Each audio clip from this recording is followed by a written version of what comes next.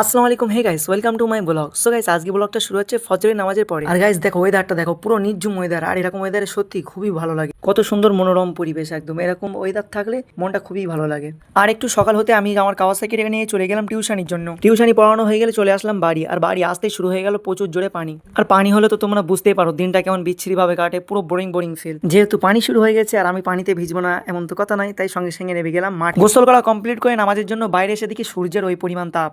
এরপরে চলে গেলাম গুটি গুটি পায়ে মসজিদের দিকে নামাজ পড়ার জন্য। আমাদের গ্রামের মসজিদের উপরে যে মিনারের কাজটা হচ্ছিল, আলহামদুলিল্লাহ কাজটা প্রায় অনেকটাই হয়ে গিয়েছে। নামাজ কমপ্লিট করে বাড়ি চলে আসলাম। বাড়ি এসে পিচ্চিকে দোলনায় বসিয়ে দিয়ে তার সঙ্গে একটু খেলা করছিলাম। মক্তব থেকে আরবি পড়ে ছোট সেনাপতি বাড়ি এসে তার সঙ্গে একটু খেলা করলো। আর আমি চলে গেলাম ছাদে, কারণ ছাদে যে ভিজে খড়গুলো ছিল সেগুলো নিচে ফেলতে হবে, তাই ওগুলো ধরে আমি নিচে ফেলে দিলাম। এখন হয়ে গেছে মাগরিবের সময়, যাবো নামাজ পড়তে। অজু করে দেখো প্রায় অন্ধকার হয়ে গেছে আর মেঘলা আকাশ, ওই জন্য বেশি অন্ধকার মতো লাগছে। আর একটু আগে আবার পানি চলে এসেছিল, আবার এখন একটু পানি থেমেছে, এখন নামাজ পড়তে যাচ্ছি। ওই দেখো কেমন অন্ধকার অন্ধকার লাগছে। হ্যাঁ গাইস, ফাইনালি বাড়ি চলে আসলাম। এখন করবো এডিটিং। ভিডিওটি ভালো লাগে লাইক করে দিও, চ্যানেলটিকে সাবস্ক্রাইব করে দিও। দেখা হচ্ছে আমার নতুন ব্লগে। বাই।